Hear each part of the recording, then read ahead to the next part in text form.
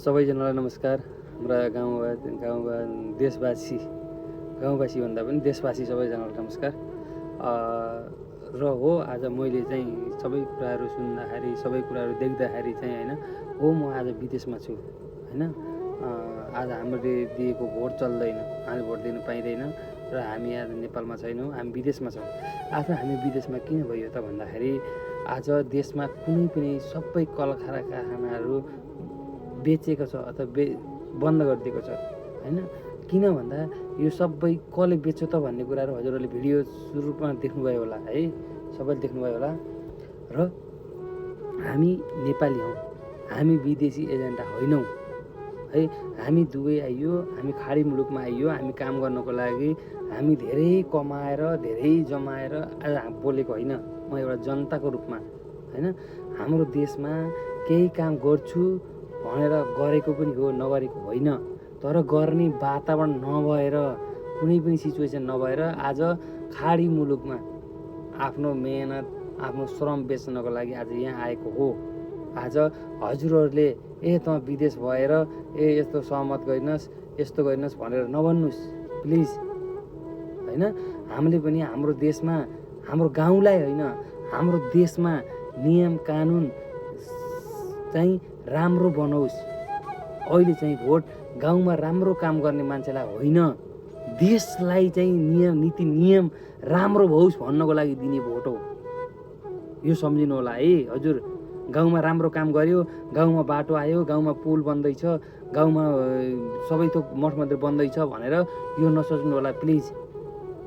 गाउँमा होइन, देशलाई नीति नियम कानुन राम्रो बनाउनको लागि जनता बोल्दैमा जेल खान्ने होइन। बच्चाहरू उठेर, बच्चा बाउ आमा सबै उठेर बाटामा जाँदा बच्चालाई गोली हानेर मार्ने, युवालाई गोली हानेर मार्ने सरकार हामीलाई चाहिँदैन हजुर। प्लिज यो रिक्वेस्ट म गर्छु है, यो सम्झिनुहोस् मेरो दाजुभाइ साथीभाइ दिदीबहिनीहरू। हामीलाई यस्तो शासन चाहिएको छैन। हजुरहरू भोट दिने बेलामा पनि सम्झिनु होला, हाम्रा बच्चालाई यस्तै बाटामा जाँदा गोली हानेर मारेको छ, छातीमा गोली हानेर मारेको छ, टाउकामा गोली हानेर मारेको छ। यो कहिल्यै विद्यार्थीलाई गोली हानेर मार्नु यो कुनै पनि नियममा छैन हजुर। प्लिज अहिलेको नियम, अहिलेको इलेक्सन भनेको गाउँमा काम गर्नेलाई होइन हजुर। देशमा कानुन, सही नियम, सही सिस्टम बनाउनुको लागि मात्रै अहिलेको इलेक्सन हो। त्यो गाउँमा काम गर्नेलाई फेरि पछि आउँछ, पछि दिनु होला, हामीले पनि दिउँला। एमाले काङ्ग्रेस भन्दैनौँ हामीले त्यतिखेर। अहिले चाहिँ देशलाई नीति नियम कानुन राम्रो बनाउनु जरुरी छ, त्यसको लागि भोट दिनुहोस् भनेको हो। हजुरहरूलाई कसैलाई मैले गाली गरेर, हामीले कोही जनताले, विदेशमा हुने जनताहरूले, मैले मात्रै होइन कोही पनि जनताले हजुरहरूलाई गाली गरेर झोले भनेर भनेको होइन। यो सम्झिनुहोस्। देशमा राम्रो नियम कानुन बन्यो भने मात्र हामी जनता, हाम्रा आउने पिँढीले चाहिँ राम्रोसित रोजगार नेपालमै पाउन् है। भोलि कानुन बोल्दाखेरि चाहिँ जेल जान नपरोस्, सत्य कुरा बोल्दाखेरि जेलमा जान नपरोस्। हिजो जसरी एमाले काङ्ग्रेसले के शासन हुँदाखेरि, उनीहरूको सरकार हुँदाखेरि के भयो त भन्दाखेरि, हामी बोल्दाखेरि के भयो त, जनता बोल्दाखेरि जेल जानुपर्ने, बोल्दैमा जेल जानुपर्ने र सबै नेटहरू, सबै के भन्छ यो सामाजिक सञ्जालहरू बन्द गर्नुपर्ने स्थिति किन आयो त, यो बुझ्न जरुरी छ हजुर। प्लिज मेरा गाउँले छिमेकीहरू, मेरा देशवासीहरू यो बुझ्नु होला। मैले हजुरहरूलाई कुनै झोले भनेर भनेको होइन। अहिले बुझ्नुहोस्, अहिलेको कानुन भनेको गाउँमा राम्रो काम गर्नेलाई दिने होइन। त्यो बेला आउँछ, दिनु होला। अहिले चाहिँ देशमा बोल्दाखेरि जेल जान पर्ने, बोल्दाखेरि आन्दोलनमा जाँदाखेरि गोली हानेर मर्न पर्ने, यो हाम्रा बच्चाहरू मार्नुपर्ने होइन हजुर। नियम होइन, चाहिएको होइन हामीलाई जनतालाई। अब चाहिँ देशमा राम्रो नियम कानुन भयो भने, राम्रो सिस्टम भयो भने भोलि हजुरका एमाले काङ्ग्रेसलाई तल गाउँमा काम गर्नेलाई जिताउनुहोस्, केही छैन। सिस्टम माथि राम्रो बन्यो भने बल्ल तल राम्रो हुन्छ। त्यही भएर अहिलेको भोट चाहिँ आफ्नो विवेक पुर्याएर राम्रो पार्टीलाई, राम्रो गर्छु भनेर आएकालाई नयाँ पार्टीलाई दिनुहोस् भनेर मात्रै रिक्वेस्ट गरेको हो हजुर। झोल भनेको होइन, यो नसम्झिनुहोस् मेरा छिमेकीहरू।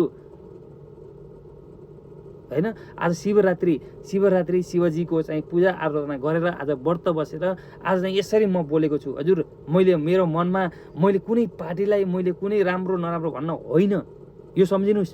अहिलेको भोट अहिलेको इलेक्सन भनेको हजुरहरूले बुझ्न जरुरी छ। अहिले नियम कानुन र राम्रो सिस्टम बसाल्नको लागि दिने चाहिँ भोट हो। त्यो हुँदाखेरि राम्रो सोचेर दिनुहोस्। हिजो त्यही पार्टीले हिजो तिनै पार्टी एमाले काङ्ग्रेस माओवादी हुँदाखेरि मेन चिज एमाले काङ्ग्रेस हुँदाखेरि देश हुँदाखेरि पार्टी सरकार हुँदाखेरि देशका बच्चालाई गोली हानियो, देशका जनतालाई गोली हानियो। यो चाहिँ सरकार यो सिस्टम राम्रो भएन भनेर हिजो हाम्रा बाउआमा हाम्रा बच्चादेखि सबै उठेर रोडमा गएको होइन हो नि त।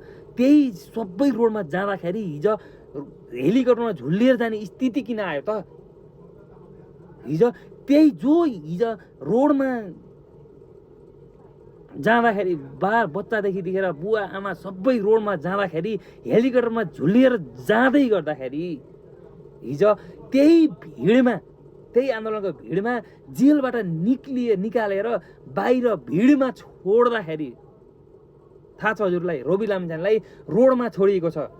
जो हेलिकप्टरमा झुल्लिएर जाँदाखेरि त्यो भिडमा त्यो आन्दोलनमा चाहिँ रोडमा छोडिएको छ। कसलाई भन्दा रवि लामिछानेलाई। किन छोडियो त?